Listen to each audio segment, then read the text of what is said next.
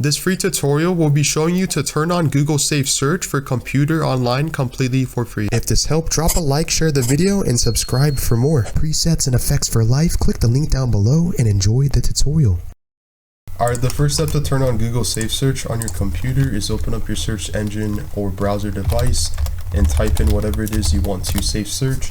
Assuming that this pops up, in this case I'm using Microsoft Bing, but if you're using Google Chrome or Safari or even any other browsing device, basically what you want to do is go on the top right hand screen, click this, and then you can click Safe Search, which for me it's the third option, and it's right now under moderate.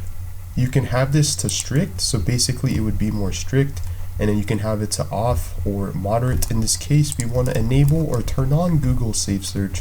Now if we were good to go back and we were to see that it is currently enabled, as you can see it's on strict, and you can even see on the top right hand screen Safe Search is on moderate. Filter, it's the same exact thing, but Safe Search has been successfully enabled on PC completely for free.